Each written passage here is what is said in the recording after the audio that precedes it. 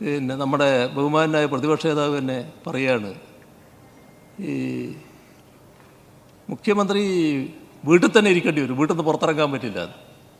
പഴയ വിജയനാണെങ്കിൽ പണ്ടേ ഞാനതിന് മറുപടി പറഞ്ഞിട്ടുണ്ടാവും. അതല്ലാലോ, ആ മറുപടി അല്ലാലോ ഇപ്പോൾ ആവശ്യം. എന്തുകൊണ്ടാണ്?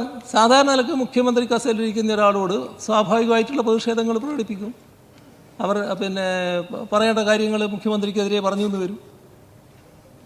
അതല്ലെങ്കിലോ, അല്ലെങ്കിൽ ഞാൻ പറയേണ്ടത് എന്താ? പറയാ, അല്ലാതെ സുധാകരനോട് ചോദിച്ചാൽ മതി.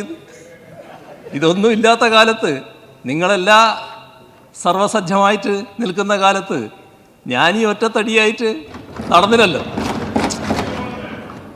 എല്ലാ തരത്തിലും വീട്ടിൽ നിന്ന് പുറത്തിറക്കൂല എന്നൊക്കെ ആലോചിച്ചിരുന്ന കാലത്ത് ഞാൻ നടന്നല്ലോ. ഞാൻ മുഖ്യമന്ത്രി വീട്ടിലിരിക്കുന്നതാണ് നല്ലതെന്ന് പറഞ്ഞു. എന്താ കാര്യം? മുഖ്യമന്ത്രി പുറത്തിറങ്ങിയാൽ ഈ നാട്ടിൽ ആർക്കും റോഡിലൂടെ സഞ്ചരിക്കാൻ പറ്റാത്തൊരവസ്ഥയുണ്ടായി. അപ്പോൾ അന്ന് പറഞ്ഞു, ഞാൻ പഴയ വിജയനാണെങ്കിൽ ഞാനതിന് മറുപടി പറഞ്ഞിരുന്നു. ബഹുമാനപ്പെട്ട മുഖ്യമന്ത്രിയോട് ഞങ്ങൾക്ക് പറയാനുള്ളത്, ഞങ്ങൾക്ക് പഴയ വിജയനെയും പേടിയില്ല, പുതിയ വിജയനെയും പേടിയില്ല. നിങ്ങളെയൊന്നും ഭയന്നല്ല ഞങ്ങൾ കഴിയുന്നത്. ഇവിടെ അങ്ങ് പറയുകയാണ്, ഒരു മുഖ്യമന്ത്രി വന്ന് ഇന്ധന സെസ് കൂട്ടിയതിനും നികുതിയും കേന്ദ്ര ഗവൺമെന്റ് കൂട്ടിയപ്പോൾ UDF സമരം ചെയ്തു. സാറേ, UDF സമരം ചെയ്തു, കോൺഗ്രസും സമരം ചെയ്തു, എല്ലാ ഘടകകക്ഷികളും സമരം ചെയ്തു. അങ്ങേക്ക് വാർത്തകൾ കൊണ്ടുവരുന്നവർ ഇതെല്ലാം മാറ്റിവെച്ചിട്ടായിരിക്കും രാവിലെ വാർത്ത വായിക്കാൻ കൊണ്ടുവരുന്നത്. ഇതെല്ലാം മൂടി വെച്ചിട്ടാണ്. എത്ര വാർത്തകൾ! ഈ കോവിഡ് കാലത്ത് 5 പേര് അകലം പാലിച്ച് നിൽക്കണം. അകലം പാലിച്ച് നിന്ന് ഞങ്ങൾ ആ കാലഘട്ടത്തിൽ സമരം ചെയ്തിട്ടുണ്ട്. സാർ, ആ കേന്ദ്രത്തിനെതിരായി സമരം ചെയ്ത ഞങ്ങൾക്കെതിരായിട്ട് 100 കണക്കിന് കേസുകളാണ് നിങ്ങളുടെ സർക്കാർ, നിങ്ങളുടെ പോലീസ് എടുത്തത്. കേന്ദ്രത്തിനെതിരായി സമരം ചെയ്തത് അകലം പാലിച്ച് 5 പേർ നിന്ന സ്ഥലത്ത്, സാർ ഞാൻ പോയി സമരം ചെയ്തു, 5 പേര് നിന്ന്. കാരണം കോവിഡ് മാനദണ്ഡങ്ങളുമായി എനിക്കടക്കമുള്ള ആളുകൾക്കെതിരായി കേസെടുത്തു, കേന്ദ്രത്തിനെതിരായി സമരം ചെയ്തിട്ട്. എന്നിട്ട് ഇവിടെ വന്നിട്ട് മുഖ്യമന്ത്രി പറയുകയാണ്, നിങ്ങൾ കേന്ദ്രത്തിനെതിരായി സമരം ചെയ്തോ എന്ന് ചോദിക്കുകയാണ്. പിന്നെ വേറൊരു കാര്യം, യൂത്ത് കോൺഗ്രസ്സുകാർ ഒരാൾ, 2 ആൾ, 3 ആൾ, എന്നാ പിന്നെ എന്തിനാണ് പേടിച്ച് രാവിലെ ഉറങ്ങിക്കിടക്കുന്ന യൂത്ത് കോൺഗ്രസ്സുകാരനെ കരുതൽ തടങ്കലിൽ അറസ്റ്റ് ചെയ്ത്? ഈ സംസ്ഥാനത്ത് 100 കണക്കിന് യൂത്ത് കോൺഗ്രസ് പ്രവർത്തകരെ നിങ്ങൾ കരുതൽ തടങ്കലിൽ അറസ്റ്റ് ചെയ്തിട്ട് നിങ്ങൾ പറഞ്ഞല്ലോ, കളിയാക്കി പറഞ്ഞല്ലോ, പരിഹസിച്ച് പറഞ്ഞല്ലോ, ഒറ്റയ്ക്ക് സമരം ചെയ്യാൻ വരുന്നു, 2 പേര് സമരം ചെയ്യാൻ വരുന്നു. എന്തിനാണ് ഈ ഒരാളെയും 2 ആളെയും പേടിച്ച് 42 സുരക്ഷാ വാഹനങ്ങളുടെ അകമ്പടിയോടുകൂടി യാത്ര ചെയ്യുന്നത്? എന്തിനാണ് അങ്ങൊരു ജില്ലയിൽ പോകുമ്പോൾ ആ ജില്ലയിലെ ജില്ലയിലെ എല്ലാ പോലീസ് സ്റ്റേഷനിൽ നിന്നും 100 കണക്കിന് 1000-ഓളം പോലീസുകാരെ റോട്ടിൽ അണിനിരത്തി, ക്രമസമാധാനം ഇല്ല, അന്ന് കേസന്വേഷണം ഇല്ല, മുഴുവൻ പോലീസിനെയും റോട്ടിൽ മുട്ടിൽ നിർത്തി ഈ ഒരു കരിങ്കുടി കാണിക്കാൻ വരുന്നവനെ ഭയന്ന് അങ്ങ് എന്തിനാണ് 100 കണക്കിന് പോലീസുകാരുടെ ഇടയിൽ പോയി ഒളിച്ചത്? പരിഹസിക്കുമ്പോൾ ആലോചിക്കണം. സാർ, നിങ്ങളുടെ ഈ കരുതൽ തടങ്കൽ എന്നാണ് സാർ കേരളത്തിൽ ഉണ്ടായത്? അങ്ങ് AKGയുടെ ആത്മകഥ വായിക്കണം. AKGയുടെ ആത്മകഥയിൽ അദ്ദേഹം പറഞ്ഞിട്ടുണ്ട് കരുതൽ തടങ്കലിനെതിരായിട്ട്.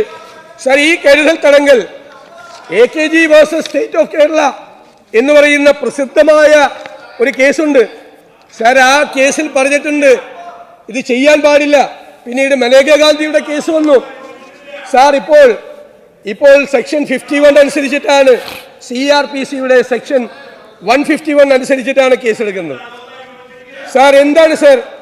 A police officer knowing of a design to commit any cognizable offence may arrest without orders from a magistrate and without a warrant the person so designing if it appears to such officer that the commission of the offence cannot be otherwise prevented.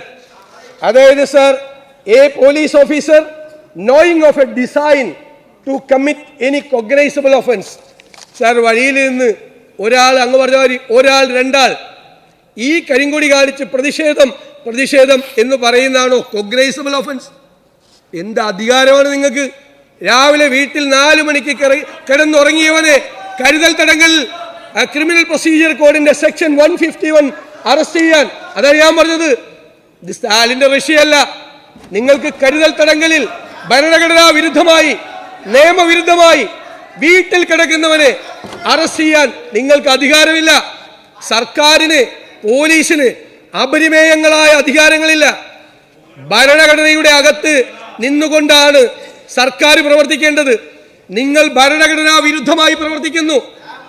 നിങ്ങൾ ആളില്ലെങ്കിൽ എന്തിനാണ് youth Congress സമരത്തിന് ആളില്ലെങ്കിൽ എന്തിനാണ് പെരുമ്പാവൂരിലെ രായമംഗലത്ത് youth Congress യോഗം നടത്തി അനുസ്മരണ സമ്മേളനം നടത്തുന്ന സ്ഥലം പോലീസ് വളഞ്ഞ് ആളെ അറസ്റ്റ് ചെയ്തുകൊണ്ട് പോയത്?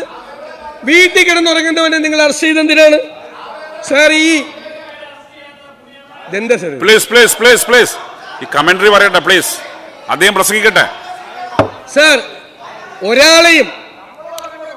ഒരാളും രണ്ടാളും നടത്തുന്ന സമരമാണെങ്കിൽ പിന്നെ എന്തിനാണ് സാർ ആ വലിയ യൂത്ത് കോൺഗ്രസ് സംഘം 500ഓളം വരുന്ന പോലീസുകാരെ ആക്രമിച്ചു? ഏത് ഒരാളും രണ്ടാളും 500ഓളം വരുന്ന പോലീസ് സംഘത്തെ ആക്രമിച്ചു. 6 പോലീസുകാർക്ക് പരിക്കേറ്റ്. 1-2 പേരായിരുന്നു സാർ സമരത്തില്.